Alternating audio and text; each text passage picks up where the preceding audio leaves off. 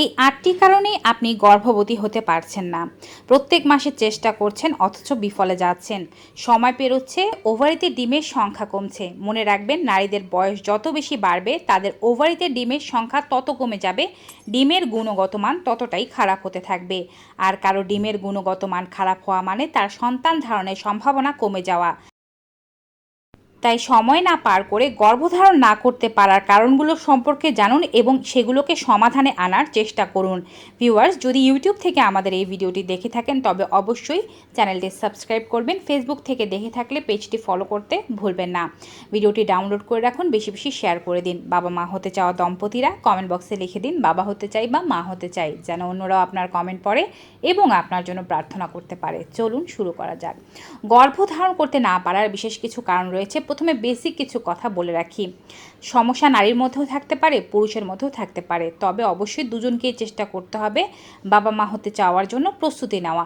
গর্ভধারণ করার ৩ মাস আগে শারীরিক চেক আপ, যেমন থাইরয়েডের সমস্যা আছে কিনা, একটি আল্ট্রাসাউন্ড, ব্লাড হিমোগ্লোবিন এবং আরবিএস বা random blood sugar check up করে নেওয়া উচিত। পাশাপাশি অবশ্যই ৩ মাস আগে থেকেই খাদ্য ঠিকঠাক করে ফেলুন। নিয়মিত ফলিক অ্যাসিড নেওয়া শুরু করে দিন এবং অবশ্যই স্বামী স্ত্রী দুজনকে সময় দিন যেন গর্ভধারণের প্রক্রিয়াটি সহজ হয়। নারীরা চেষ্টা করবেন ৩৫ বছরের আগেই তাদের সন্তান নিয়ে নিতে, কারণ ৩৫ বছরের পর তাদের ডিমের কোয়ালিটি খারাপ হতে থাকে। ৩৫ বছরের আগে গর্ভধারণের চেষ্টা করলে ১ বছর পর্যন্ত ন্যাচারালি নিয়মিত হাজব্যান্ডের সাথে থেকে চেষ্টা করবেন এবং তারপরেও যদি কেউ গর্ভধারণ করতে না পারেন সেক্ষেত্রে অবশ্যই ডক্টরকে বিষয়টি জানাতে হবে। কিন্তু যদি আপনার বয়স ৩৫-এর ঊর্ধ্বে হয়ে থাকে সেক্ষেত্রেও ৬ মাস চেষ্টা করার পরেই ডক্টরের কাছে যেতে হবে, কারণ অনতিবিলম্বে গর্ভধারণ করতে হবে। সময় নষ্ট করার কোনো অপশন নেই। এবারে বলছি সেই ৮টি কাজ। প্রথমত, অনেকেই যে ভুলটি করেন সেটি হচ্ছে ওভুলেশনের সময় স্বামী স্ত্রী মিলিত হন না। মনে রাখবেন, আপনার যদি নিয়মিত মাসিক হয়ে থাকে তবে গর্ভধারণ করার ব্যাপারটি আপনার জন্য অন্যর চেয়ে অনেক বেশি সহজতর।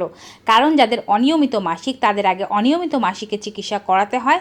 তারা ঠিকমতো জানেনও না, বোঝেনও না যে কোন সময় তাদের ওভুলেশন হচ্ছে, যার কারণে তাদের গর্ভধারণ করাটা কঠিন হতে পারে।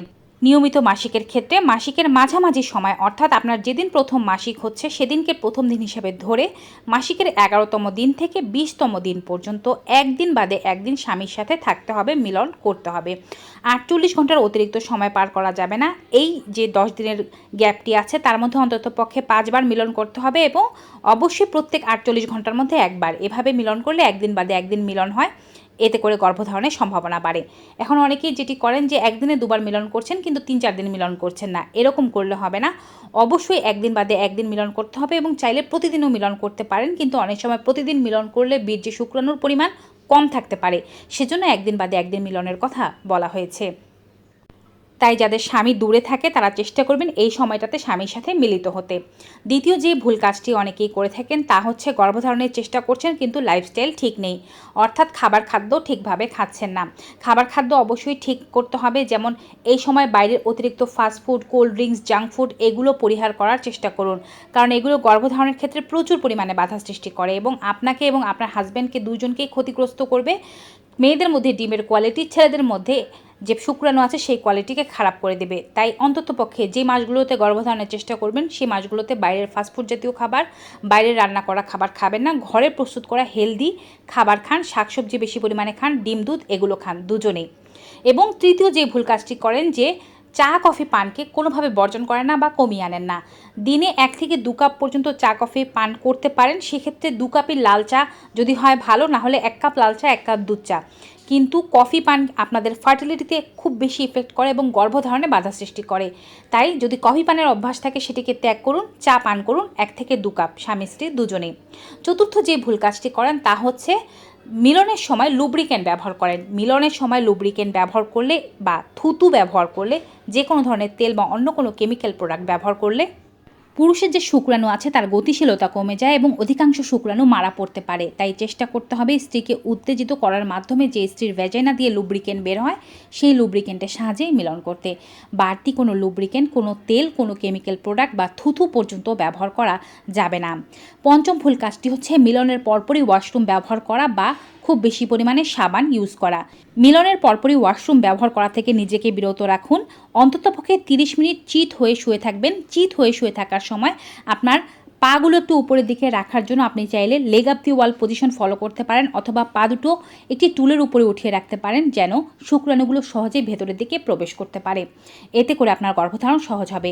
30 মিনিট পরে আপনি ধীরে সুস্থে উঠে গিয়ে অল্প জল দিয়ে নিজের যৌনাঙ্গ পরিষ্কার করবেন, কোনো সাবান ইউজ করবেন না, এবং এরপরে মূত্রত্যাগ যদি না করেন ভালো হয়, যদি করতেই হয় তবে মূত্রত্যাগ করে এসে শুয়ে পড়ুন। এই জন্য মিলনের জন্য রাতের সময়টি ব্যবহার করা ভালো, এতে গর্ভধারণে অনেক বেশি সুবিধা হয়। ষষ্ঠ ভুল কাজটি হচ্ছে এ সময় সারাদিন চিন্তা করা। গর্ভধারণের চেষ্টা শুরু করা হলেই সারাদিন চিন্তা হতে থাকে, আমার এই মাসে গর্ভধারণ হবে কিনা, অমুকের কী লক্ষণ ছিল, আমার কী লক্ষণ থাকছে। সারাদিন ইউটিউব ঘাটাঘাটি বা মোবাইলের বিভিন্ন ধরনের ভিডিও দেখা, এগুলো আপনার মস্তিষ্ককে খুব বেশি বিচলিত করে। ঘুম ভালো হয় না, কর্টিসল হরমোন নিঃসৃত হয় যা গর্ভধারণে ব্যাপকভাবে বাধা সৃষ্টি করে। তাই এই কাজগুলো থেকে নিজেকে বিরত রাখার চেষ্টা করুন। খুব বেশি চিন্তা করবেন না, রিল্যাক্স মন মাইন্ডে থাকুন, দেখবেন গর্ভধারণ করতে 1 মাসও সময় লাগছে না।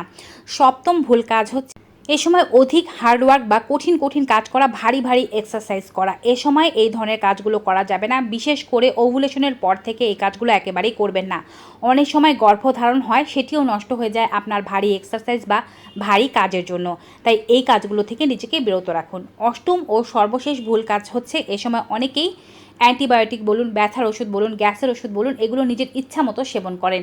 কোনো ধরনের ওষুধ সেবন করার পূর্বে আপনার রেগুলার যেই চেক আপ করেন যে ডক্টর, তার কাছে জিজ্ঞেস করুন আমি গর্ভধারণের চেষ্টা করছি, আমার এই সমস্যার জন্য আমি এই ওষুধটি খেতে পারবো কি পারবো না। বিশেষ করে গর্ভধারণের চেষ্টা চলাকালীন সময় অ্যান্টিবায়োটিক এবং ব্যথার ওষুধ এই দুটোকে নিষিদ্ধ করা হয়, কারণ এই দুটো আপনার ভ্রূণকেও নষ্ট করে দিতে পারে, আবার যদি বাচ্চা হয়েও যায় সেটিকে বিকলাঙ্গ হিসেবে পৃথিবীতে আনতে পারে, যা খুবই বিপজ্জনক। তাই যে কোনো মেডিসিন সেবনের পূর্বে আগে একবার আপনার ডক্টরের সাথে পরামর্শ করে নেওয়াটা খুবই বেশি জরুরি।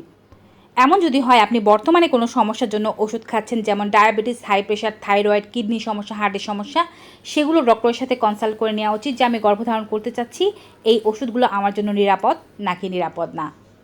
এবং সর্বশেষে একটি বোনাস টিপস আপনাদেরকে দিচ্ছি। অনেক সময় মিশনারি পজিশনে, অর্থাৎ স্ত্রী নিচে স্বামী উপরে মিলন করার কারণে গর্ভধারণ হতে চায় না। তাই বিভিন্ন পজিশন ফলো করুন, দাঁড়িয়ে, বসে, কিংবা যেটিকে উল্টো স্টাইলে বলে ডগি স্টাইলে, সেই স্টাইলে করতে পারেন, বা স্ত্রী উপরে থাকতে পারেন। এক্ষেত্রে কিন্তু বিভিন্ন পজিশনে যদি শুক্রাণু দেহের ভেতরে প্রবেশ করে, সেক্ষেত্রেও গর্ভধারণের সম্ভাবনা বাড়ে। সবসময় এক পজিশনে মিলন করলে অনেক সময় স্ত্রীদের জরায়ু একটু উল্টো দিকে থাকে, যাকে রেট্রোভার্টেড জরায়ু বলা হয়ে থাকে। এর কারণে গর্ভধারণ হতে চায় না।